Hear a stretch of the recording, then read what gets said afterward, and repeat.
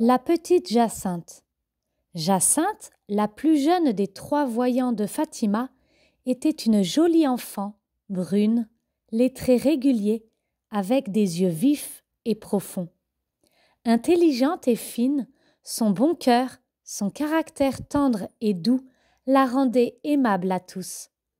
11e enfant de la famille Marteau, ses grandes sœurs et ses frères la choyaient à l'envi.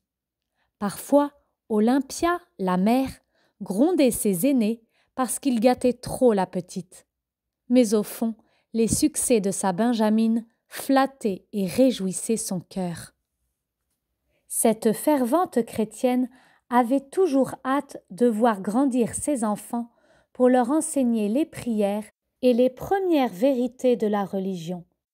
Jacinthe et son frère François, de 2 ans plus âgés, apprirent de leur maman à aimer Jésus et Marie.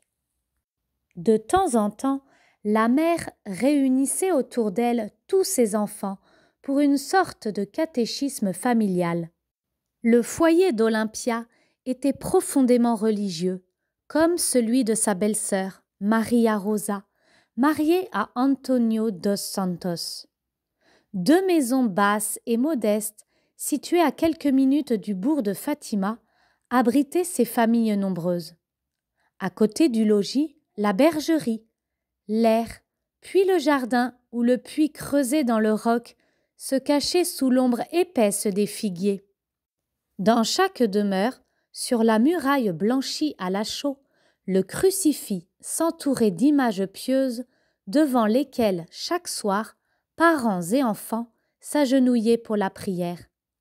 En cette contrée montagneuse du Portugal, la population restait simple, chrétienne, laborieuse.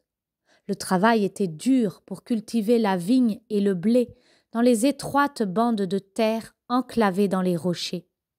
Les troupeaux qui broutaient le long des collines constituaient la richesse du pays. Pour les garder, beaucoup d'enfants manquaient l'école et ne savaient ni lire ni écrire. Cette vie monotone n'était coupée que par le repos du dimanche, vrai jour du Seigneur. Tous venaient à la messe, même les habitants des hameaux les plus écartés. Fatima, loin des villes, avec des chemins rocailleux, impraticables, restait comme un îlot préservé au milieu du Portugal, sur lequel passait une terrible vague d'impiété et d'anarchie. Cette nation, jadis très prospère, alors ruinée, déchirée par les haines, le communisme, les persécutions religieuses, semblait courir à l'abîme. Certes, nul ne se doutait que des montagnes obscures de Fatima viendrait au Portugal un message de paix et de résurrection. Jacinthe et son frère François ne jouent qu'avec leur cousine Lucie dos Santos, élevée comme eux par une maman qui veille sur la pureté de son âme et place avant tout la franchise, la probité, les vertus chrétiennes. Lucie, née en 1907, est l'aînée de ses cousins. Un jour, dans la maison de Lucie, pour faire plaisir à Jacinthe, on s'amuse au jeu des gages. Lucie, ayant gagné, commande à Jacinthe d'embrasser un grand cousin occupé à écrire. « Cela non !» répond la petite. « Commande-moi autre chose. Pourquoi tu ne me fais pas embrasser notre Seigneur qui est là ?» Et du doigt, elle montre le crucifix accroché à la muraille. « Tu as raison. Monte sur une chaise, porte-le ici, et à genoux, fais-lui 3 baisers, un pour François, un pour toi et un pour moi. À Jésus, j'en ferai tant que tu voudras. » Jacinthe court détacher le crucifix et le baise avec ferveur. Ensuite, contemplant l'image du Sauveur, elle interroge. « Pourquoi le bon Jésus est-il cloué sur une croix ?»« Parce qu'il est mort par amour pour nous. » « Raconte-nous cela. » Lucie commence le récit, mais Marie, sa sœur aînée, rentre et gronde Lucie d'avoir pris le crucifix. Il ne faut pas jouer avec les objets bénis. « Ne la gronde pas, cousine, » interrompt Jacinthe. « C'est moi qui l'ai décroché, je n'y reviendrai plus. Marie pardonne et envoie les enfants jouer dans le jardin. Alors, dans un coin solitaire, sous les grands châtaigniers, Lucie reprend le récit de la Passion. En entendant raconter les souffrances de Jésus, Jacinthe s'attendrit et pleure. « Pauvre Seigneur, je ne ferai plus de péché, je ne veux plus que Jésus souffre. » Plus tard, les deux petits prient Lucie de les instruire pour qu'ils puissent communier, et ils écoutent avidement ce que dit leur cousine. Mais Lucie, qui grandit, va garder le troupeau de la famille dans la montagne et ne rentre qu'au crépuscule. François et Jacinthe supplient leur maman de les laisser suivre leur cousine, et quand Olympia consent, leur joie éclate. Ce n'est plus seulement Lucie qui parlera du Seigneur aux enfants. La nature, dans sa beauté, va aussi élever leur âme. Jacinthe aime passionnément les fleurs. Parmi les herbes fraîches des hauteurs, le bon Dieu les fait croître à profusion, surtout les lys et les pivoines sauvages qu'elle ne se lasse pas d'admirer. Dans les vallons, Jacinthe a découvert un écho. Assise sur un rocher avec ses petits compagnons, elle crie de sa voix claire tous les mots de l'Ave Maria que l'écho docile redit. La montagne, elle aussi, prie la Sainte Vierge. Le soir, Jacinthe contemple longuement les teintes merveilleuses du soleil couchant. Puis, dès que paraissent les étoiles, elle s'amuse à les compter. La lune est pour elle la lampe de la Sainte Vierge, les étoiles, les lampes des anges, et le soleil, lui, la lampe de notre Seigneur. Que les journées passent vite dans la montagne. Chaque matin, après avoir récité le Pater, l'Ave, invoqué les anges gardiens, les enfants se mettent en route avec leurs moutons à la recherche d'un pâturage. On s'installe à l'ombre des bois. Quand l'Angélus a sonné, on ouvre le panier qui contient le modeste repas. Les mamans ont bien recommandé de réciter le chapelet. Après qu'il est dit, on peut jouer tout en surveillant le troupeau. Jacinthe aime ses moutons. À chaque brebis, elle a donné un nom. Elle se plaît à caresser les agneaux blancs, à les baiser. Le soir, elle rapporte parfois dans ses bras le plus petit des agneaux. Une fois où elle marche ainsi au milieu de son troupeau, François lui en demande la raison. Pour faire comme notre Seigneur sur l'image qu'on m'a donnée, Jésus se tient au milieu du troupeau avec une brebis entre ses bras, sur sa poitrine. Certes, Jacinthe aime Jésus de tout son cœur pur et fervent, et pourtant elle est loin d'être parfaite. On trouve encore en elle beaucoup de petits défauts ordinaires aux fillettes. Sensible à l'excès, pour un rien, elles font en larmes. Si on la contrarie, elle se fâche et quitte le jeu pour aller bouder dans un coin. Elle raffole de la danse. Gracieuse et légère, dès qu'elle entend un air de flûte ou d'accordéon, vite, elle se met à tourner en cadence. Dans sa hâte de courir s'amuser, il lui arrive d'abréger le chapelet. À l'école de la Sainte Vierge, les défauts de Jacinthe vont disparaître pour faire place à une floraison de vertus, vraiment admirable dans une âme d'enfant. Un jour de printemps de 1916, les petits bergers, surpris par un orage, se réfugient dans une sorte de grotte qui s'ouvre parmi les rochers sur une pente de la montagne du Cabeço. En attendant la fin de la pluie, ils récitent le chapelet, puis se mettent à jouer. Tout à coup, une rafale de vent leur fait lever la tête. Au-dessus du feuillage argenté des oliviers, ils voient venir à eux une silhouette humaine, blanche comme une statue de neige, transparente comme le cristal. Un être d'une beauté surhumaine s'approche d'eux et leur dit doucement « N'ayez pas peur, je suis l'ange de la paix, priez avec moi. » Et l'ange, agenouillé, le front penché jusqu'à terre, répète 3 fois « Mon Dieu, je crois, j'adore, j'espère et je vous aime. Je vous demande pardon pour ceux qui ne croient pas, qui n'adorent pas qui n'espère pas, qui ne vous aime pas. Puis, se relevant, il ajoute: Priez ainsi, les cœurs très saints de Jésus et de Marie se laisseront toucher par votre prière. L'ange disparaît, mais les enfants, absorbés par le souvenir de cette vision, ont peine à s'apercevoir que la nuit tombe. Durant une brûlante journée de l'été, tandis que les enfants se reposent à l'ombre du jardin de Lucie, l'ange vient à eux de nouveau et les engage à prier, à beaucoup prier. Enfin, au cours de l'automne, dans la grotte du Cabeço, où les bergers viennent de réciter le chapelet, une clarté extraordinaire les enveloppe.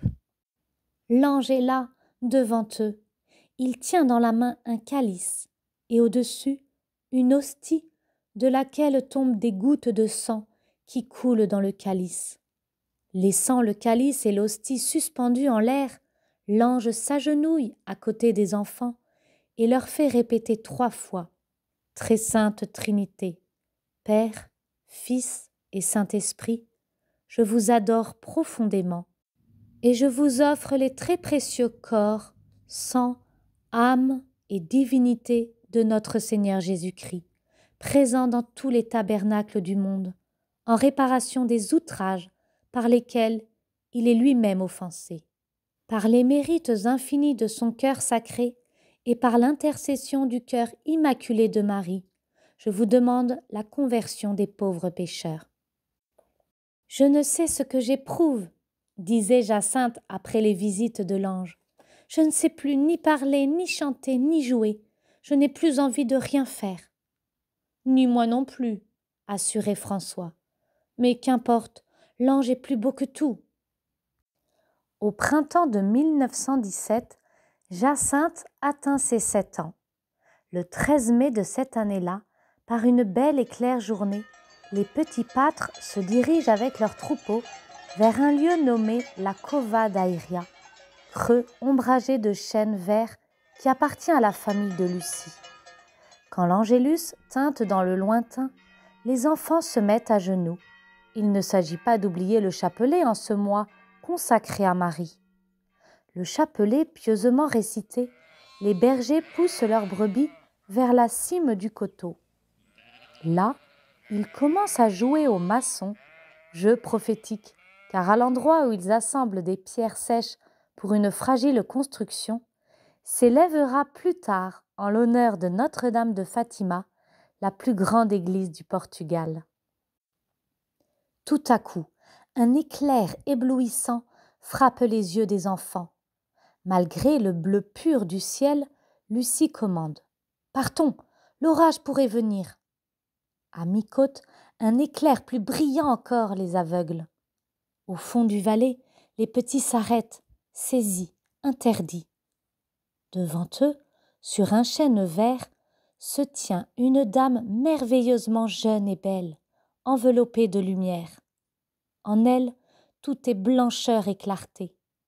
Il faudrait, diront les enfants, le langage des anges pour décrire cette céleste vision. Un long rosaire pend au bras de la dame. De sa voix infiniment douce, la visiteuse parle au petit, et Lucie s'enhardit à lui demander d'où elle vient. « Je suis du ciel. Vous venez du ciel, et moi irai-je au ciel ?»« Oui, tu y viendras, et Jacinthe aussi, et François aussi. » La conversation se poursuit. La dame confie aux enfants certaines choses qui ne sont que pour eux. Elle désire les voir revenir à cet endroit le 13 de chaque mois durant 5 mois.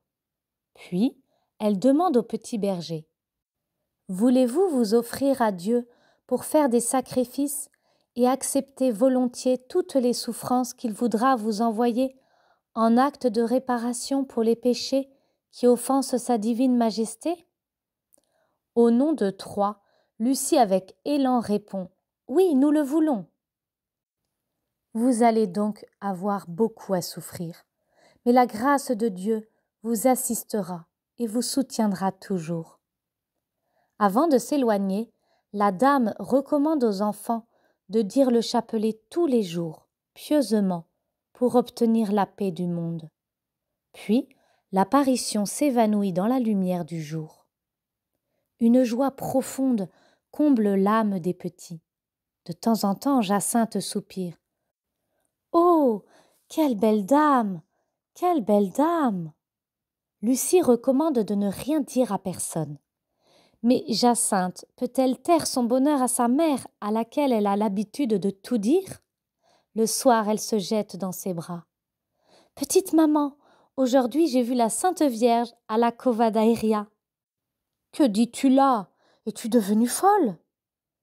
Pourtant, le soir, Jacinthe insiste encore. « Maman, il faut dire le chapelet tous les jours. Cette dame l'a dit. » Malgré tous les obstacles, les enfants sont fidèles au rendez-vous que la céleste visiteuse leur a fixé pour le 13 juin. À Lucie, qu'il a pris de les emmener tous trois au paradis, la dame répond « Oui, je viendrai bientôt prendre Jacinthe et François.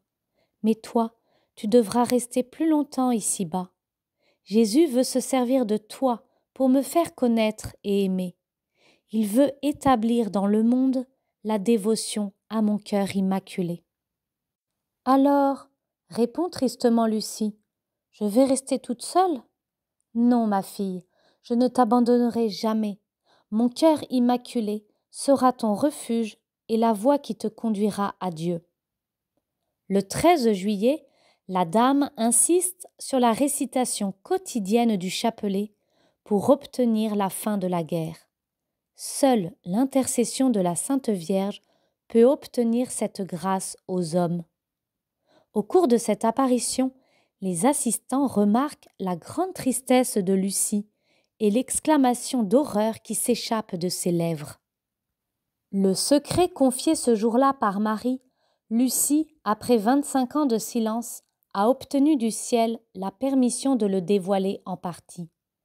Un instant devant les yeux des enfants épouvantés, l'enfer s'est montré comme une grande mer de feu où sont plongés les démons, comme des braises ardentes, au milieu de hurlements de désespoir qui font trembler d'épouvante.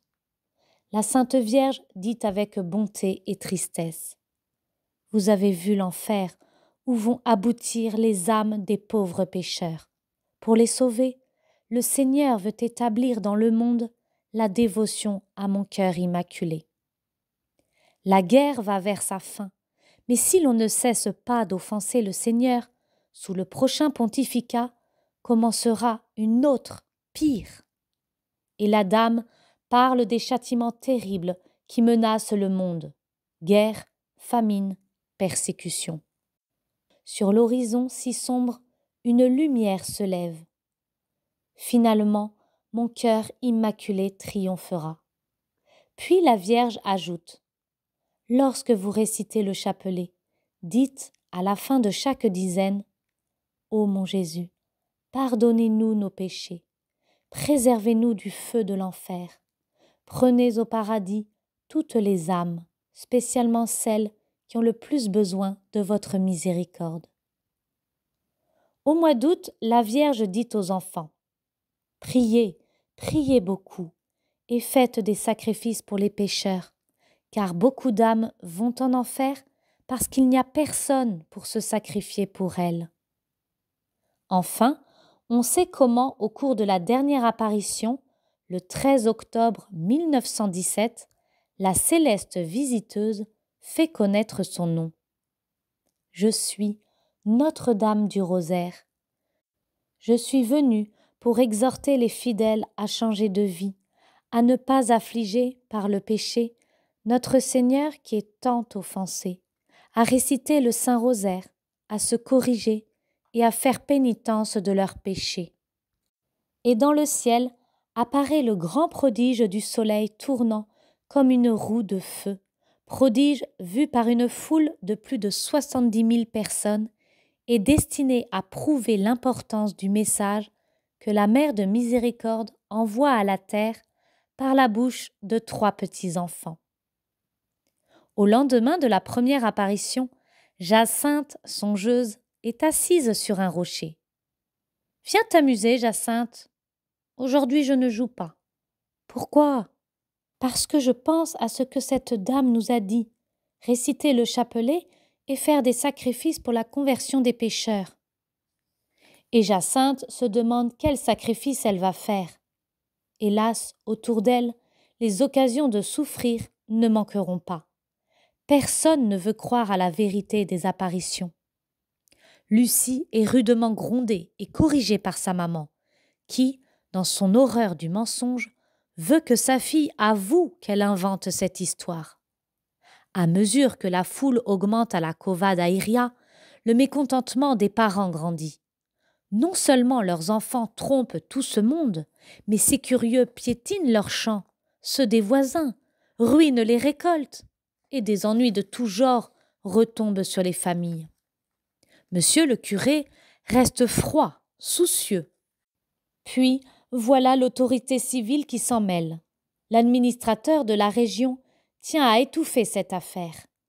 Il veut arracher aux petits leurs secrets, et devant leur refus, se fâche, menace de les faire mettre à mort. À cette nouvelle, Jacinthe s'écrie « Tant mieux, j'aime tant Jésus et la Sainte Vierge que nous irons les voir plus tôt. » Le 13 août, ce terrible administrateur enlève les enfants par ruse pour leur faire manquer le rendez-vous de la dame. Voyant ses efforts inutiles pour les amener à livrer ce fameux secret, il les fait jeter en prison. Les petits bergers ont le cœur gros de se voir enfermés, mais tout de suite, ils pensent à prier pour la conversion des pécheurs. Tous trois s'agenouillent et récitent pieusement le chapelet. Les autres prisonniers, émus par la ferveur de ces innocents, se mettent aussi à genoux et répondent comme ils peuvent aux Ave. Jacinthe pleure encore en pensant à sa maman. Puis elle joint les mains et les yeux levés au ciel. « Ô mon Jésus, c'est pour votre amour et pour la conversion des pécheurs. » Et elle ajoute « Et aussi pour le Saint-Père, et en réparation des péchés commis contre le cœur immaculé de Marie. » Le soir, nouvel interrogatoire, et comme les enfants refusent toujours de céder, l'administrateur, pour les épouvanter, parle de les faire frire dans l'huile bouillante. Saisissant violemment la petite Jacinthe en larmes, il l'entraîne vers la cuisine. « Je croyais que c'était pour de bon et que j'allais mourir, » avoua Jacinthe plus tard. « Mais je n'avais pas peur et je me recommandais à la Sainte Vierge. » Au bout de 3 jours, l'administrateur, las de ne rien gagner sur ses petits, les ramène à Fatima. Il y a aussi pour les 3 enfants la fatigue, l'ennui des questions continuelles à subir, les méfiances, les railleries. Mais ces souffrances, qui résultent de leur mission, ne leur semblent pas encore suffisantes. Dès la première visite de la dame, François suggère de donner le goûter aux brebis pour faire un sacrifice. Une autre fois, Jacinthe, voyant des mendiants, propose « Donnons nos déjeuners à ces petits pauvres. » Ce que l'on fait. Mais l'après-midi, la faim tourmente si fort Jacinthe que l'idée vient aux enfants de ramasser des glands pour les manger. Désormais, Jacinthe choisit comme sacrifice de goûter avec des glands ou des olives vertes. « Ne mange pas de ça !» proteste Lucie. « C'est trop amer !»« C'est justement pour cela que j'en mange, c'est pour convertir les pécheurs. » Un jour, la maman de Jacinthe coupe à sa treille de superbes grappes de raisin qu'elle tend aux petits. Que ces grains dorés sont tentants! Mais Jacinthe pense aux pécheurs. Ne les mangeons pas et offrons ce sacrifice. Elle court porter les belles grappes à de petits pauvres qui passent dans le chemin et revient toute joyeuse. Pour sauver les pauvres pécheurs, les enfants ne savent qu'inventer. À l'école, durant les récréations, Jacinthe et Lucie laissent les autres jouer et vont à l'église pour prier. Les visites de la Sainte Vierge ont transformé l'âme de la petite Jacinthe. Ses défauts ont disparu. Elle ne pense qu'au ciel où elle voudrait entraîner beaucoup d'âmes. Elle désire tant amener les autres à aimer la Sainte Vierge comme elle l'aime. À la maison, elle se fait tendre et câline pour obtenir que le chapelet soit récité tous les jours en famille, et elle y parvient. Pour obéir à Marie, elle souhaiterait répandre le rosaire dans le monde entier. Pour la fête de Noël 1918, le petit François tombe gravement malade. Durant quelques mois, il souffre avec une patience angélique. Ses forces s'en vont.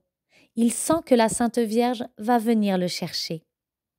Monsieur le curé permet à François de communier dans son lit. Il est tout rayonnant de joie. Avant son départ pour le ciel, Jacinthe lui donne ses commissions pour notre Seigneur et la Sainte Vierge. Dis-leur que je souffrirai tout ce qu'ils voudront pour les pécheurs et pour faire réparation au cœur immaculé de Marie. Après le départ de François pour le paradis, Jacinthe a bien du chagrin. On l'entend souvent murmurer, les yeux pleins de larmes. « Quand irai-je voir mon petit François ?» Jacinthe, elle aussi, est malade, bien malade. La grippe dégénère en pleurésie purulente. Une plaie s'ouvre dans le côté. Les douleurs sont extrêmes. L'enfant, jadis si sensible, souffre sans une plainte, avec un courage extraordinaire. Lucie, sa confidente, sa grande amie, lui demande « Est-ce que tu vas mieux ? Tu sais bien que je ne vais pas mieux, que j'ai mal au côté, mais je ne dis rien, je souffre pour la conversion des pécheurs. » Et une autre fois « J'aime tant dire à Jésus que je l'aime. Quand je le lui dis très souvent, il me semble que j'ai une flamme dans la poitrine, mais elle ne brûle pas. » Parfois, la petite malade reste longuement silencieuse, absorbée. À Lucie qui l'interroge, elle avoue.